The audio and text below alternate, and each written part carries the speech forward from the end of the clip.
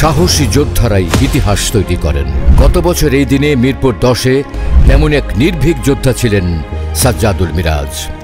16 জুলাই বৈষম্য বিরোধী ছাত্র আন্দোলনের পক্ষে বিএনপির ভারপ্রাপ্ত চেয়ারম্যান তারেক রহমান যখন নির্দেশনা দেন স্বৈরাচারের বিরুদ্ধে রুখে দাঁড়াতে হবে, সেই আহ্বানে সাড়া দিয়ে 18 জুলাই ঢাকা মহানগর উত্তর যুবদলের সদস্য সচিব সাজ্জাদুল মিরাজ মিরপুর 10-এর আইডল স্কুলের পেছনে নেতাকর্মীদের নিয়ে অবস্থান নেন সকাল 11টায়।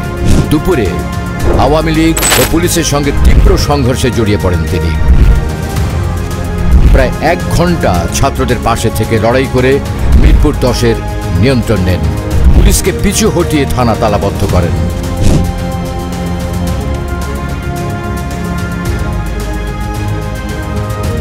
পরদিন 19 জুলাই আবারও পুলিশ ও আওয়ামী সন্ত্রাসীদের সাথে ব্যাপক সংঘর্ষে জড়িয়ে পড়েন। আওয়ামী লীগের দেওয়া তালাবদ্ধ বিএনপির পার্টি অফিসের তালা ভেঙে তা পুনরুদ্ধার করেন তিনি। রামপুরায় পুলিশ ও আওয়ামী হায়নাদের ছোড়া গুলি থেকে কর্মী ও ছাত্রদের রক্ষায় লোহার শিল্ড নিয়ে সামনে এগিয়ে গিয়ে পুলিশ ও আওয়ামী সন্ত্রাসীদের সাথে যুদ্ধে লিপ্ত হন।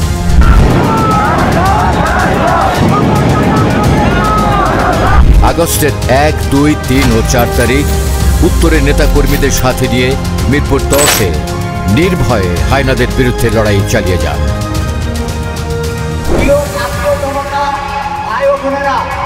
আপনারা এই কার্যীয় প্রত্যাখ্যান করে যারা এই মুহূর্তে 10 নম্বর গোল চত্বর পানি ট্যাঙ্কি এলাকায় উপস্থিত হয়েছে, আমরা সবাই যে যেখানে আছে সবাই পানি ট্যাঙ্কি এখানে এসে ছাত্র জনতার সাথে আমরা মিছিল নিয়ে শাহবাগ চত্বরে উপস্থিত হব। আপনারা যে যেখানে আছেন সবাই এখানে চলে আসেন।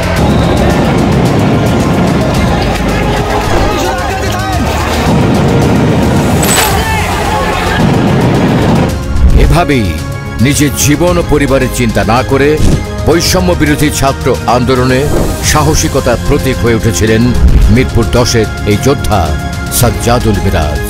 বাংলাদেশ জিন্দাবাদ, বাংলাদেশ জাতীয়তাবাদী যুবদল জিন্দাবাদ, খালেদা জিয়া দীর্ঘজীবী হোক, শহীদ রাষ্ট্রপতি জিয়াউর রহমান অমর হোক, তারেক রহমান বীরের বেশে আসবে ফিরে বাংলাদেশে।